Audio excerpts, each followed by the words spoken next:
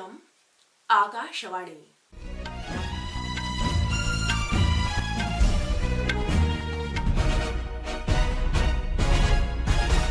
सम्प्रति वार्ताः श्रूयन्ताम्।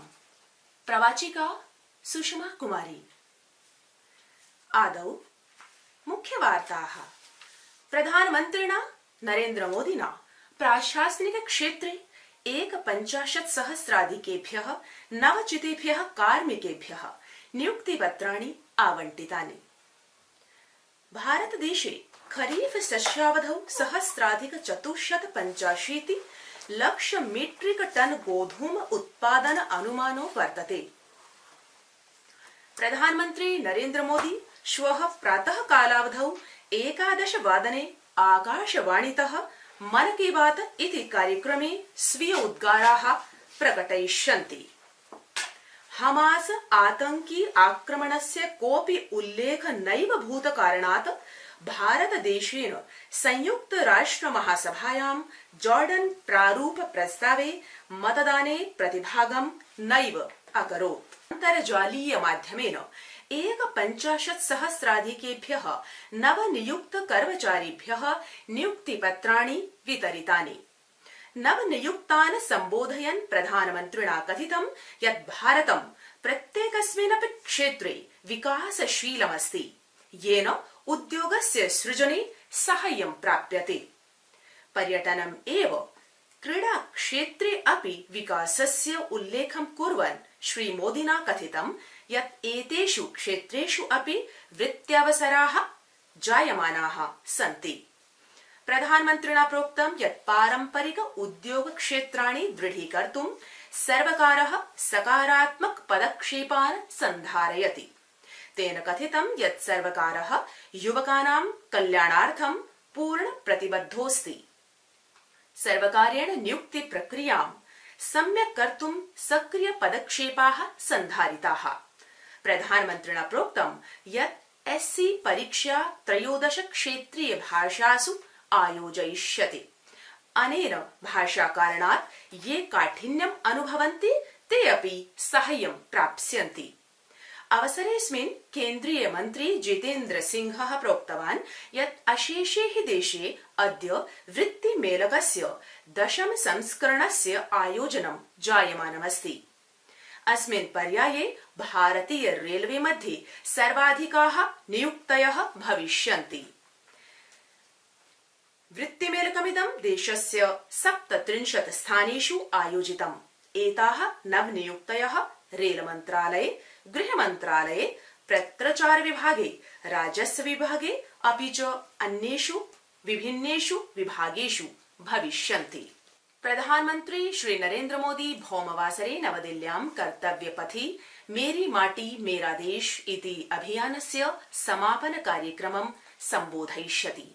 कार्यक्रमोऽयं मेरी माटी मेरा देश इति अभियानस्य अमृत कलश यात्रायां समापनस्य प्रतीको वर्तते। अत्र कार्यक्रमस्य समापन वेलायां 66,70 जनपदेभ्यः 7,000 खण्डेभ्यः अमृत कलश यात्री भागं गृहीष्यन्ति। कार्यक्रमः आजादी का अमृत महोत्सव इति समापन सत्रकं प्रतीको वर्तते। भारतदेशस्य स्वतन्त्रतायाः 75 वर्षपूर्त्यवसरे सोत्साहपूर्वकं मार्च 12 दिनाङ्के 21,2000 वर्षे शुभारम्भितम्। सोमवासरे मंगलवासरे च नवदिल्ल्यां सम्पत्स्यमाणे समारोहेऽस्मिन् संस्कृति मन्त्रालयस्य सचिवेन गोविन्द मोहनेन भणितं यत् 36 राज्येभ्यः केन्द्रशासित प्रदेशेभ्यः 17,000 अमृत कलश यात्री रविवासरे राष्ट्रिय राजधान्यां सम्प्राप्स्यन्ति। जॉर्डन प्रस्तावे शीर्षकः वर्तते नागरिकाणां सुरक्षा विधि मानवीय दायित्वानां च यथावत् सन्धारणम्। प्रस्तावे अक्टोबर 7 दिनाङ्के इस्राएल गाजा देशयोर्मध्ये संशोधन प्रस्तावः सम्प्रस्तुतः। अत्र 20 मतानि पक्षे 14 च विरोधे मतानि जातानि। अद्य रात्रौ आंशिक चन्द्रग्रहणं भविष्यति। इदं ग्रहणं सम्पूर्ण भारतदेशे दृग्गोचरो भविष्यति। ऋतुविभागेन समुदीरितं यत् ग्रहणमिदं अर्धरात्रौ 5:05 समारभ्य 24:02 यावत् सम्प्रचलिष्यति।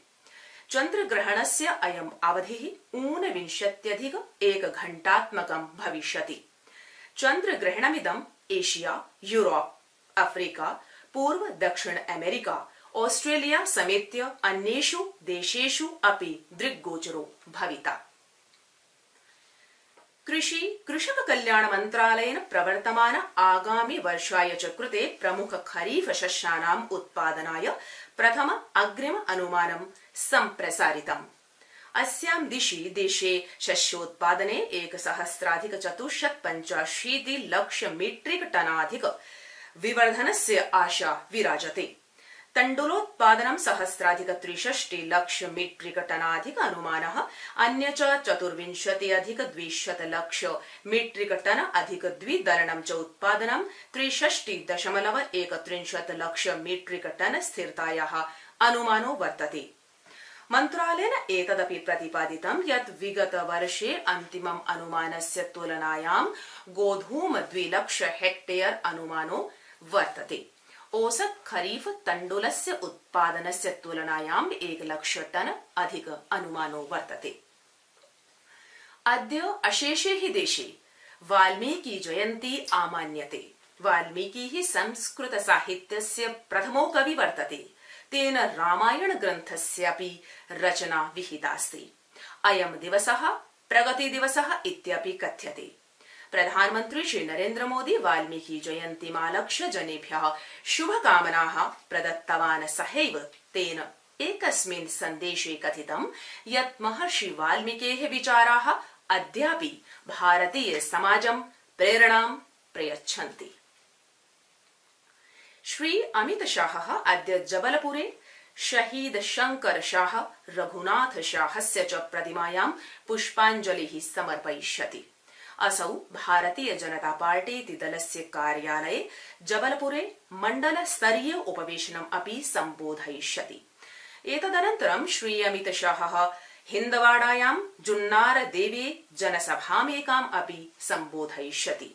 गृहमन्त्री सायंकाले भाजपा कार्यालये भोपाल नगरे नर्मदापुरम मण्डले अपि उपवेशनम् एकं सम्बोधयिष्यति। मध्यप्रदेशे विधानसभेय निर्वाचनानां कृते श्वः 670 प्रत्याशिनः 763 नामाङ्कनपत्राणि प्रपूरितानि। राज्ये साम्प्रतं यावत् 1,548 प्रपत्राणि सम्पूरितानि। राज्ये साम्प्रतं यावत् 1,548 प्रपत्राणि प्रपूरितानि। प्रपत्राणां प्रपूरण अन्तिम दिवसः अक्टोबर 30 वर्तते। सर्वेषु 230 आसनेभ्यः मतदानम् एकस्मिन्नेव चरणे 17 दिनाङ्के नवम्बर मासे भविष्यति। अथ च मतानां गणना दिसम्बर 3 दिवसे भविता। अत्रान्तरे राज्य विभिन्न दलीय वरिष्ठ नेतृभिः साकं निर्वाचन प्रचाराभियानमपि समायाति। भारतीय जनता पार्टी दलस्य वरिष्ठ नेता गृहमन्त्री च अमित शाहः मध्यप्रदेशीय 3 दिवसीयायाः यात्रारतो अपि वर्तते। महिला एशियाई प्रतिस्पर्धा यष्टि क्रीडायां प्रथम प्रागुपान्तचक्रे रांची झारखण्ड जापान कोरिया स्पर्धा प्रचल्यते। अत्र जापानदेश 2-0 अन्तरालेन अग्रे सरति। इति वार्ताः।